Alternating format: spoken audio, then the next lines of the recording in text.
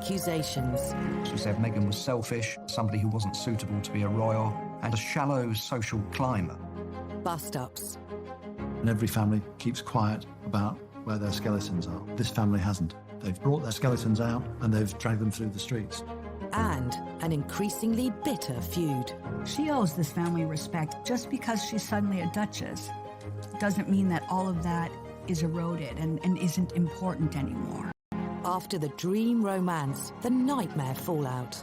What's happened is a commoner has married into the royal family and it's created fireworks. I've got to say, this has probably been the biggest circus that I've ever come across. Now, with a new royal baby on the way, can Meghan and her family make up?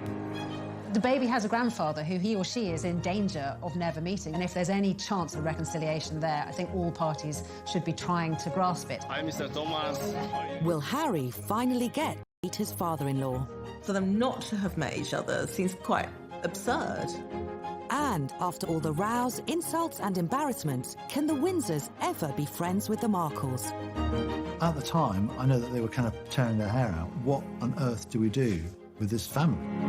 If it's embarrassing to the British royal family, it's more embarrassing to us.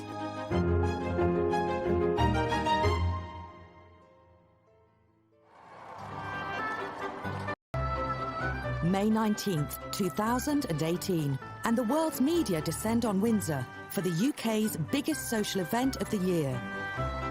The marriage of Prince Harry to American actress Meghan Markle.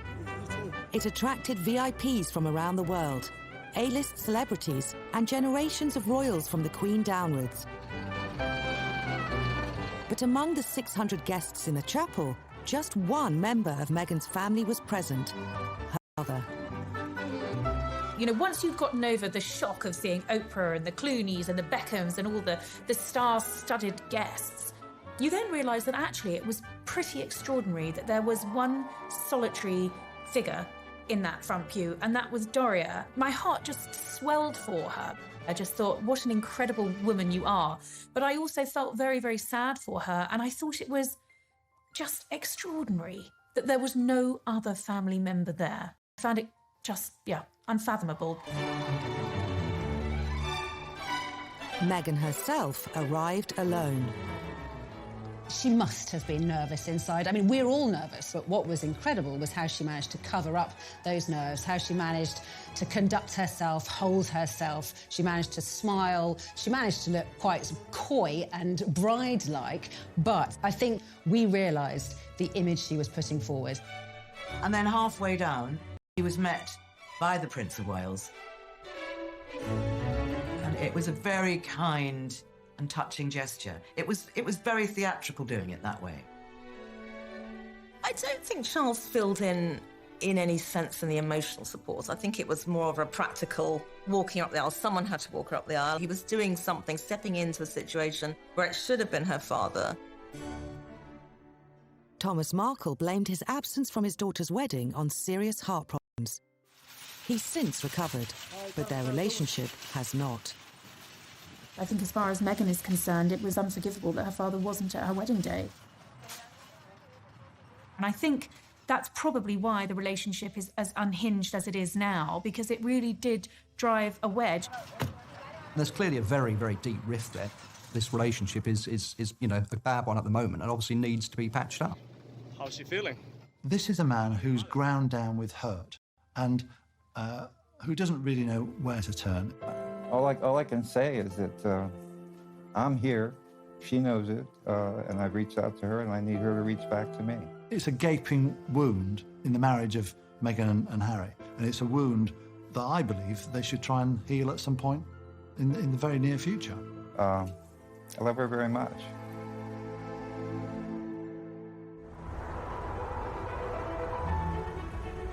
The public split between father and daughter was as quick as it was surprising.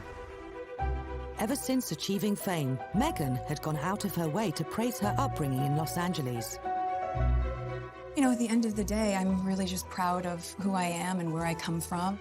She had a very happy childhood. Both of her parents were very committed to her, to them as a family unit, and so she herself paints a picture of a pretty happy childhood. And actually, if you talk to members of Meghan's family, they will tell you that Doria and Thomas did everything they possibly could to support their daughter. I think our dad was very integral in her imagination, her development. He was very funny and creative. They were very, very close. I would say, you know, not more so than her mom was, but in different ways, maternal and paternal ways. But my dad has a fantastic sense of humor, so he could easily make her laugh and get involved in stories and playtime in a very theatrical way. I mean, I won't say she didn't have it in herself naturally, but I think it's largely my dad who encouraged her to explore creativity and being an actress. As well as offering his advice and encouragement, Thomas Markle, a lighting director in Hollywood. And following a win on the state lottery, he ensured his youngest daughter had the best education possible. Meghan went to some of the most expensive schools on the planet. She went to the Little Red Schoolhouse, which was attended by all kinds of celebrities like Johnny Depp's kids. She went to Immaculate Heart, a Catholic school, again, quite an expensive school. And then finally, she ended up at Northwestern University, one of the most expensive colleges in America, if not the world. It's something like $70,000 a year to go there. Meg was fast-tracked from being in really good schools.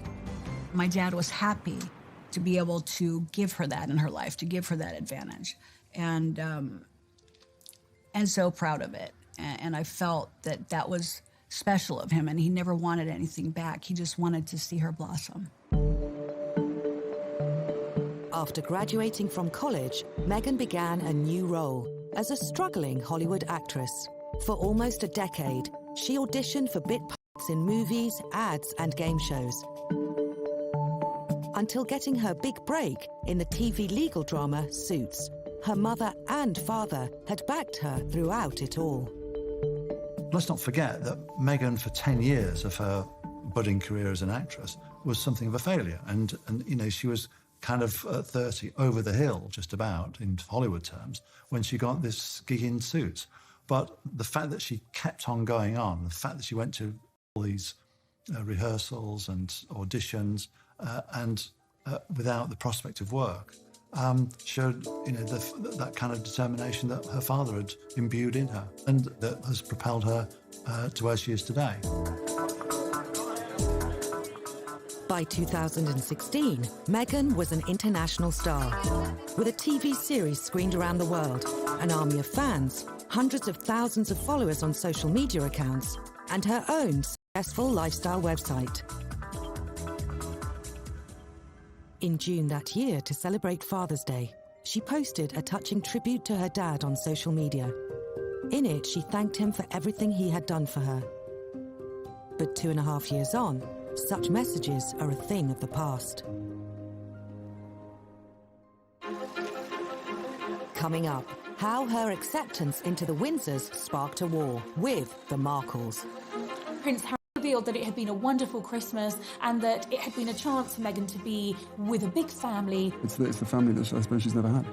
I remember listening to that comment and thinking, oh, you're going to ruffle some feathers here. That really lit the blue touch paper as far as the rest of her Markle background.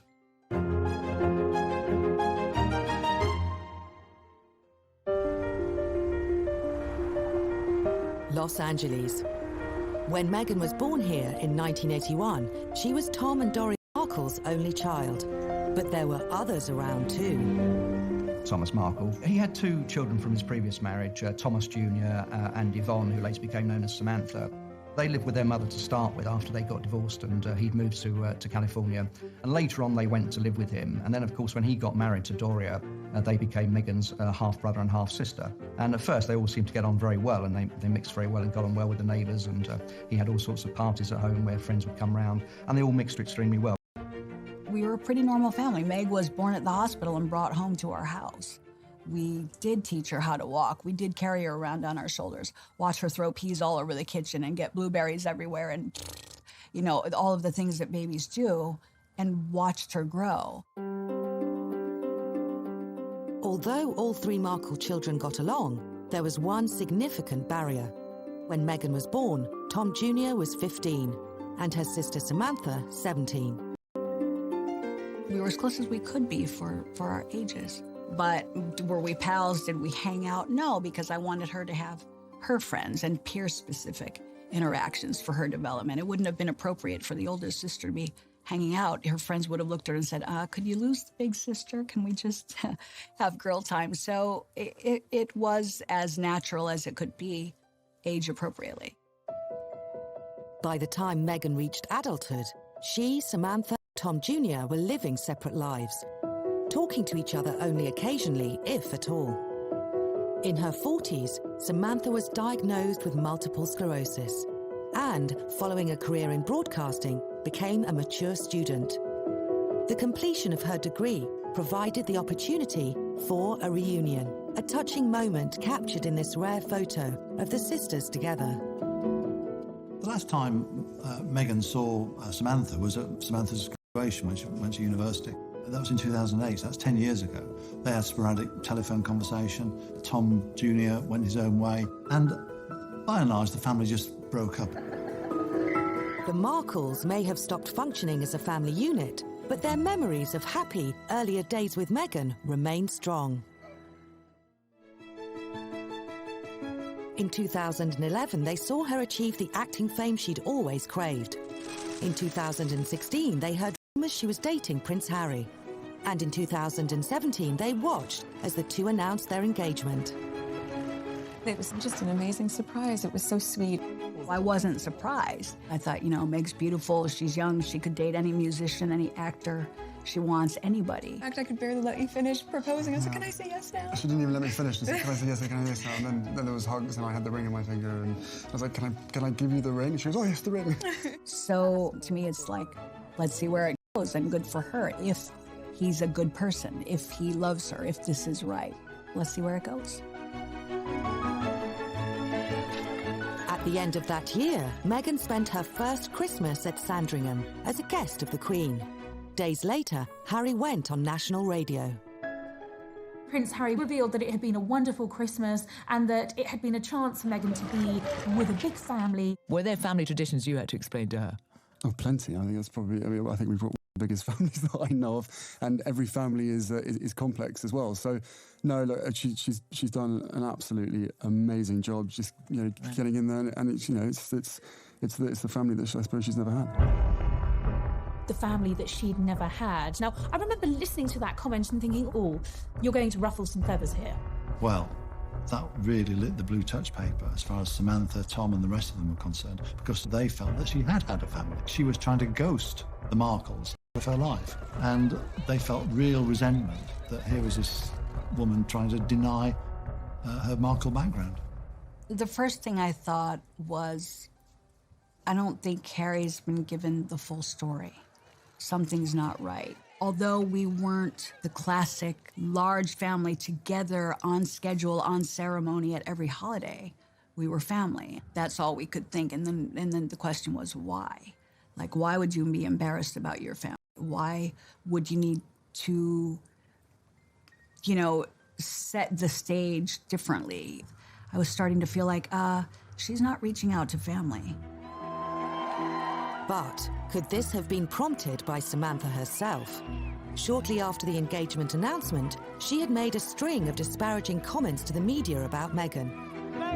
She referred to her sister as a social climber, she described her as narcissistic, said that she'd always wanted to marry a prince, and she had a for gingers. Well, the last two not too negative, I suppose, but, narcissistic and social climbing just doesn't paint a very positive picture.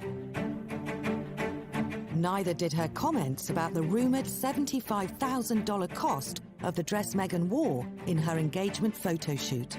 Samantha claimed it was excessive, given Meghan's high-profile campaigns to lift children out of poverty in the developing world. Critics accused Samantha of being jealous of her younger sister's success and wealth. Money is always one of the big issues that causes family feuds. And the other, less successful brothers and sisters thinking that as their family, they should support them during hard times. Samantha always resented the fact that Meghan didn't pay back to her father the money that he'd given for her education at Northwestern, which was like $70,000 a year.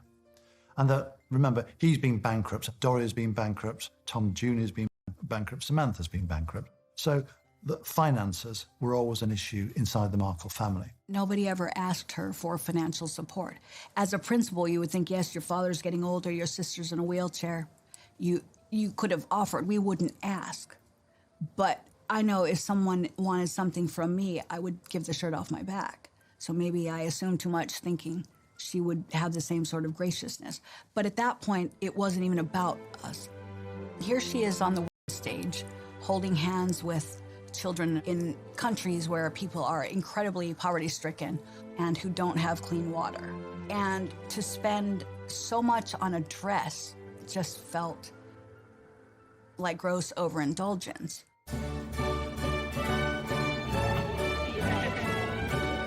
In the midst of this criticism, Meghan had a wedding to plan, but the guest list was causing more family friction. It's a problem that all families face. Who is going to be invited and who is not going to be invited? And those that are not invited nearly always feel extremely hurt and annoyed. And the person that's doing the inviting says, there's no way I'm having them at my wedding. With the wedding just weeks away, Meghan and Harry still hadn't revealed their list. By April 2018, Samantha could wait no longer. On social media, she expressed how excited she was at the prospect of being invited. It's fascinating, really. You examine that period and the run-up to the wedding, there was this period where they all felt that they were going to get an invitation and they could all go, and then the invitations didn't come out, and that is when the dam of venom really burst. I think out of tradition and respect, everybody in the family felt that they should have been included because the eyes of the world were on the family, and therefore, if you weren't invited, it must have been because of some fault of your own, or you must be awful and not worthy. So the whole family was feeling like it is a public statement. It is a public exclusion. And then we saw strangers invited. It was celebrities whom she didn't even know, and people from the public. That was a slap in the face. Just like, wow, we're not even considered in all of that. And we were still trying to rationalize, like, oh, well, let's just respect her. No, it's not about just respect her. She should just respect us. These are real people with real feelings. Was quick to respond to the very public snub by way of an open letter to Prince Harry. He claimed the upcoming wedding was the biggest mistake in royal history and even urged Prince Harry to call it off. I thought it was a bit below the belt, and I'm sure he probably regrets doing it. But at that stage, he probably thought he had nothing to lose. He wasn't going to get an invite. So again, it was a question of embarrassing Meghan. And I think that's probably the reason he did it. Although Tom Jr. soon apologised for his letter, Samantha went on the attack. As she once again took to social media, observers were divided on whether Meghan had made the right decision.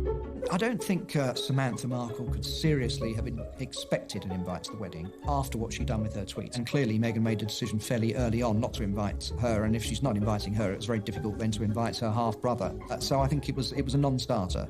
I've always felt that that if Meghan had sent invitations to Samantha and Tom Jr., we would not be sitting here today. She should have just said, come to my wedding, and here's a couple of seats at the back. Shut up and sign a non-disclosure agreement. They would have been very happy to have been very quiet and enjoyed the day.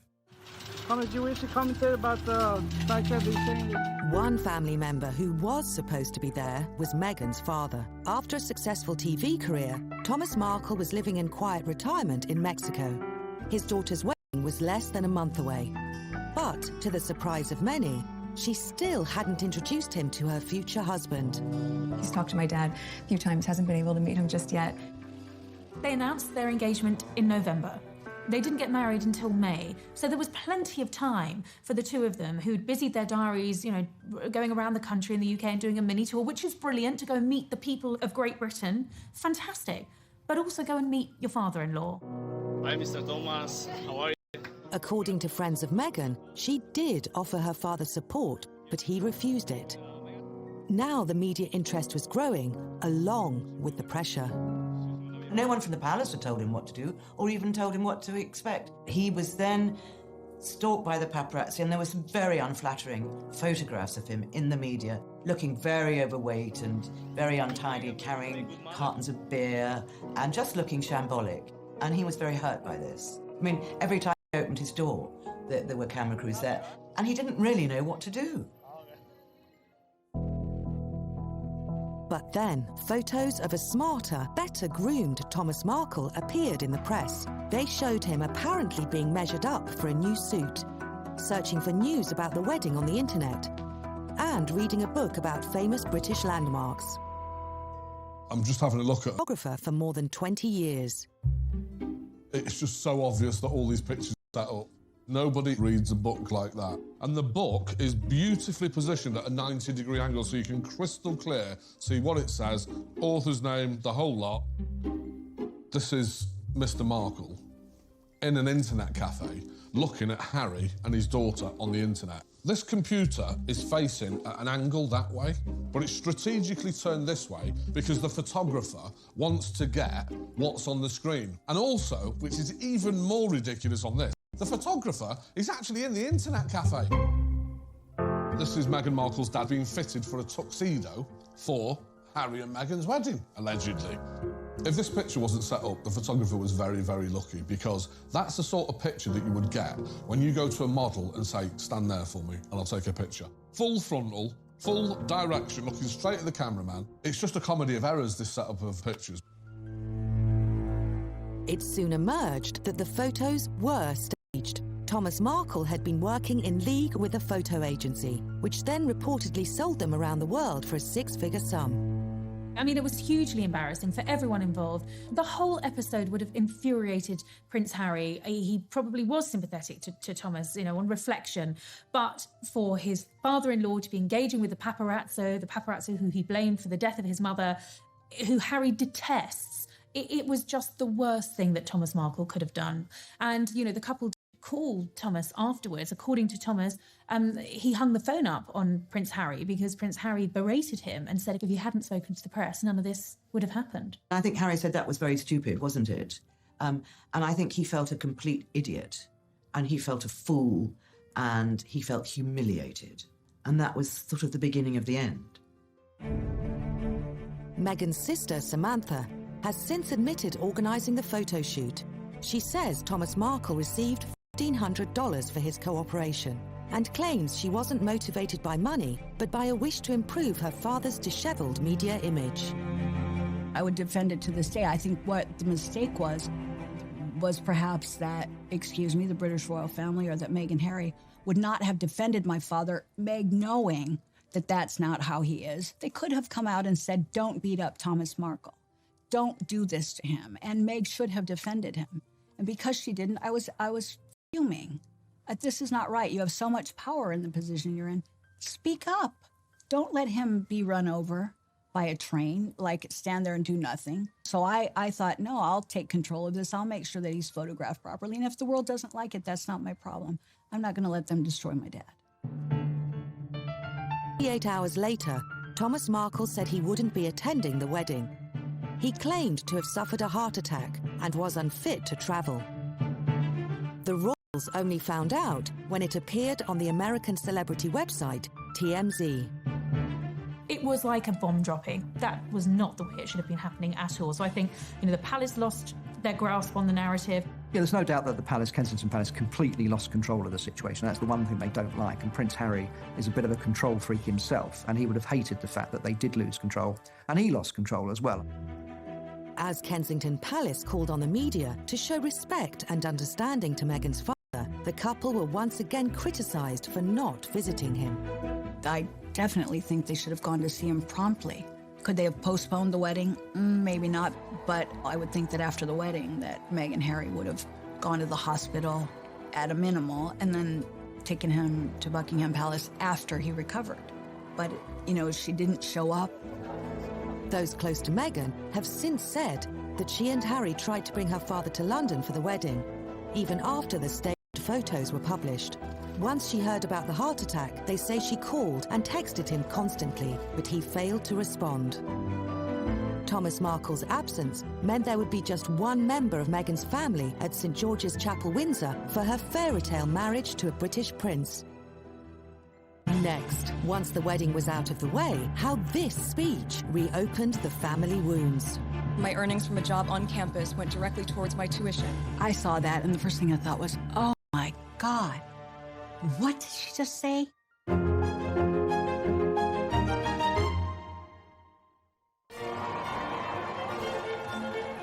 Tradition is at the heart of the royal family. And for hundreds of years, choosing a partner was no exception. In previous centuries, royals always married royals. So they would look for a suitable princess from a European house. And it's really only in this century that the royal family have married out, if you like, and married what we call commoners. The ability to marry outside the blue blood ranks has given the royals the same freedom as others, but also the same problems. And in recent times, none have been as problematic as the Markles. According to Meghan's friends, she was not close to half-sister Samantha or half-brother Tom Jr., and neither were a part of her life before she met Harry.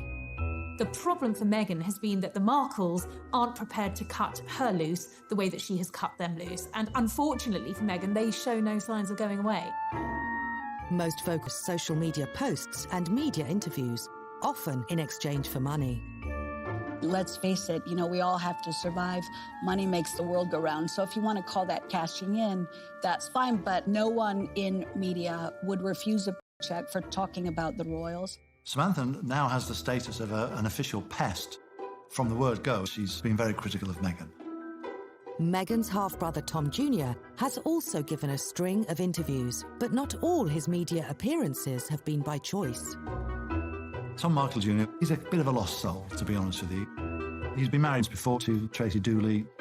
He's got 2 children, but he doesn't have contact with his sons, certainly doesn't have contact with Tracy, and is in a fairly tumultuous relationship with a girl called Darlene.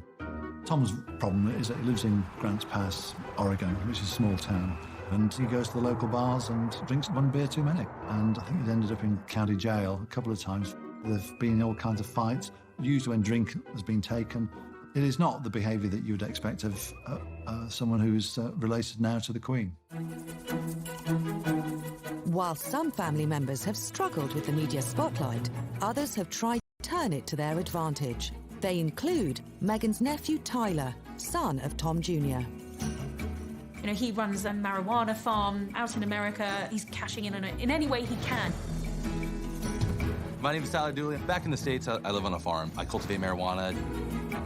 His product is called the Markles-The. The family are cashing in both on their notoriety and becoming more notorious. Despite the absence of an invitation to the royal wedding, Tyler still made his way to London for the big day. Other family members, including mum Tracy Dooley and his brother, also made the transatlantic trip. That must have been really embarrassing. It just turned the whole thing into a farce. I've got to say, this is probably the biggest circus that I've ever come across. They didn't manage to spoil or infringe on Meghan and Harry's day, but, there were salacious headlines nonetheless involving Tyler rocking up at a nightclub and not being allowed in because he was carrying a knife. Again, these sort of negative headlines that just seem to be part of the Markle debacle and just will not leave Meghan alone. You couldn't make it up. For Meghan's sister, media coverage of the impromptu visit by a few relatives led to the entire family being tarred unfairly. They were fringe family members taking advantage of a situation. They had never interacted in any of our family events or come to holidays or Thanksgiving or gone to Doria's house or her mom's house. They weren't part of the family. So, it's all of a sudden there's this, we're close. We're not. We've never been. Despite the controversy that surrounded her big day, Meghan managed to put the stresses behind her. At one point, the whole wedding was becoming in danger of being the Markle show, a kind of a great, grotesque pantomime, where this family just made fools of themselves and made fools of the royal family, and especially made a fool of Meghan.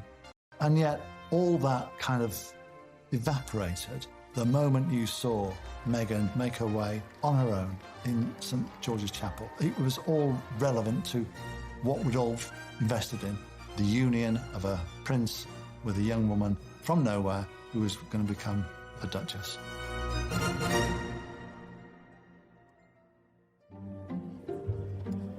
With the wedding and honeymoon over, Meghan began her new life as the Duchess of Sussex.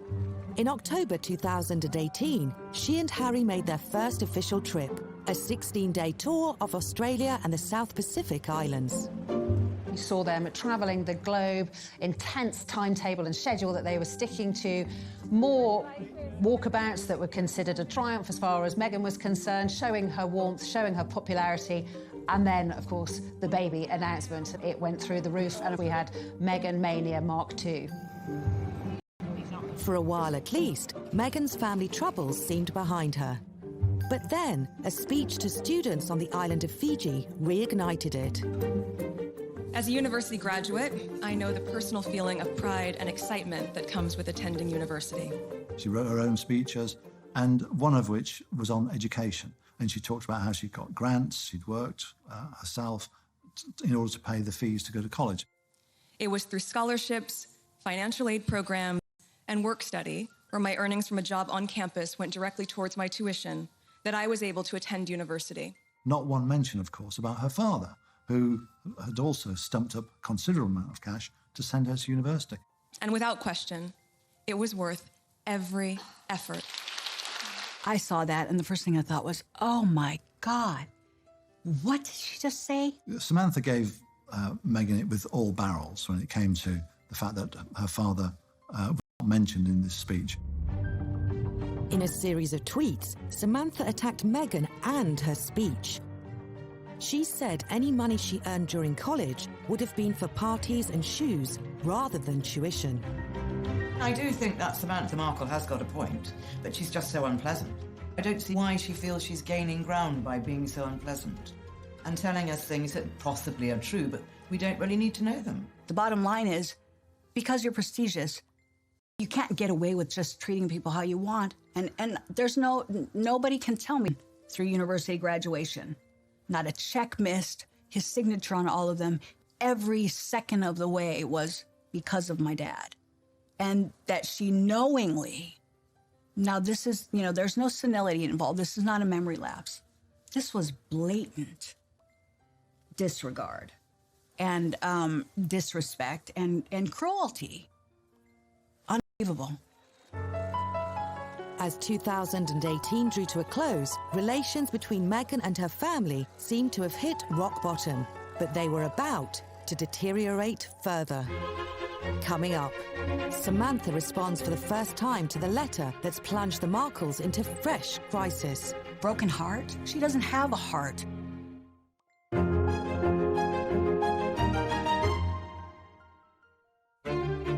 Ever since Meghan's engagement, there's been no let-up in the feud that's engulfed her own family. Along with the attacks from her half-sister and brother, her father has given a series of damaging interviews. He was quite scathing about the royal family. He said they were like the Stepford Wives. He said they were like a cult. And he said they were a bit like a Monty Python sketch. And he said that the Queen would meet Donald Trump and yet Harry wouldn't meet him. So he clearly was getting quite hurt. And he is deeply hurt. And those sort of comments, of course, come from the heart. But they're not going to help the relationship. Thomas Markle later apologised for his comments and went on TV with an emotional appeal to his daughter. What is your message to her and to Prince Harry, if they're watching? Well, I love you very much. You're my daughter, and I'd really like to hear from you. I just keep asking to respond back to me, and I haven't got any response back. But, as a group of Meghan's friends claimed in February 2019, she had responded in a letter she sent 6 months earlier. We saw revealing private correspondence between Meghan and her father. She had written to him a letter saying, please, can we move on? Can you stop victimising me? And, stop going to the press and so on, which, of course, we know he's got form for doing. Thomas Markle has since gone to the press again, this time to reveal extracts of the 5-page letter. In it, Meghan said she did support him financially. She also accused him of exploiting her relationship with Harry and of fabricating stories. He branded the letter as hateful. That letter was strategic. It was so elegantly written and contrived. She was basically saying that, you know, my dad had been a liar, that I was a liar. Meghan claimed that Thomas hadn't reached out to her in any way since the wedding. He has text messages on his phone galore. She was not contacting him, so it doesn't matter what her letter says. Meghan criticised Thomas for reading the tabloid stories about her and believing what she branded as lies. She claimed many of these lies were manufactured by Samantha, who she said she barely knows. There are a lifespan of pictures and experiences together, so maybe it's convenient for her that in her mind she doesn't know us because she doesn't want to, because she wants center stage as being a self-made woman. She accused her father of doing nothing as Samantha spread false stories about her. I wasn't maliciously lying. I was pointing out what the world was already seeing. I pointed out that humanitarians don't treat their father coldly. Was that a lie? No, because the world watched it happen to my dad, and the world watched her do it. Meghan's friends dispute this, saying she personifies elegance, grace, and philanthropy. She claimed her father's behavior had left her with a broken heart. She doesn't have a heart, or she would have been doing everything she could to make him comfortable and reciprocate and be loving and gracious and make sure he's comfortable in his old age. So broken heart? No, his heart's broken. She can't turn herself into the victim here. When contacted about the content of this program and the statements made by Samantha Markle, Kensington Palace declined to provide a comment. The continuing feud within Meghan's family is potentially damaging to her new one. Along with the other members of the so-called Fab Four, she's come to represent the modern face of the royals. They have an image to protect, an image guarded by one woman in particular. The Queen has seen her own fair share of scandals within her own family. So the whole situation with the Markles is not going to have her sort of turning away in disgust. But it's not the image the royal family want to have. And she realises that it does have the potential to negatively impact on the couple. And what's not to say that Thomas won't turn up at an official engagement? If that's the only way he feels he's going to be able to get through to his daughter, if he's well enough to do it, it's something he might well consider doing. You know, and that's when it's going to cause potential embarrassment for the royal family, and the Queen will not want any more embarrassment when it comes to the Markles. With all due respect, you know, I can't say how she sees things or whether or not she feels she should intervene, but she certainly is the matriarch of Great Britain and of the British royal family. She might want Harry to handle this on his own, being the man, and he should. Because if it's embarrassing to the British royal family, it's more embarrassing to us. If the Queen can't bring peace to the warring Markles, the arrival of Meghan and Harry's first child just might. When a family has a new baby, you want your baby to know their grandparents. So even if you are a stranger, you don't get on with your parents, that is the moment when you know that that grandparent-grandchild relationship ought to be given a chance to thrive. Prince Charles has developed a close bond with his 3 grandchildren. With the 4th due in April, it'll be Meghan's decision whether to allow another grandfather into his or her life. The baby has a grandfather who he or she is in danger of never meeting, and if there's any chance of reconciliation there, I think all parties should be trying to grasp it. While family feuds are nothing new, none have been as public as this one.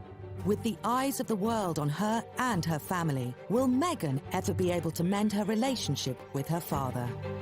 If she doesn't reach out to her father when she's had her baby, that relationship will never be repaired, will never resume.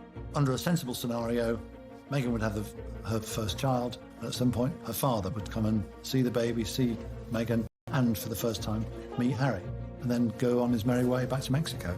That's the sensible solution, but as we've discussed, there's nothing sensible about the House of Markle when it meets the House of Windsor.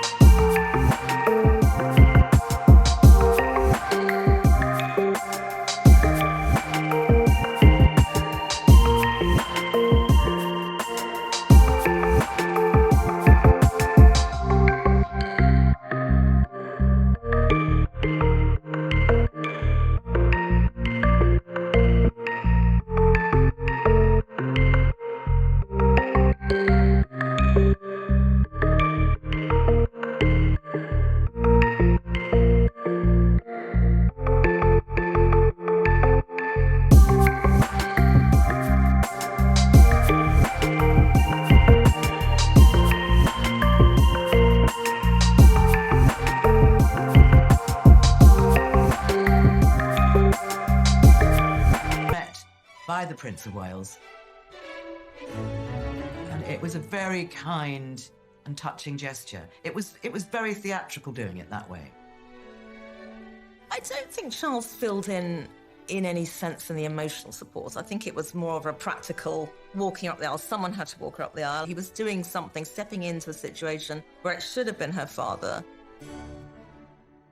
Thomas Markle blamed his absence from his daughter's wedding on serious heart problems. He's since recovered, but their relationship has not. I think as far as Meghan is concerned, it was unforgivable that her father wasn't at her wedding day. And I think that's probably why the relationship is as unhinged as it is now, because it really did drive a wedge. There's clearly a very, very deep rift there. This relationship is you know, a bad one at the moment and obviously needs to be patched up. How's she feeling? This is a man who's ground down with hurt and who doesn't really know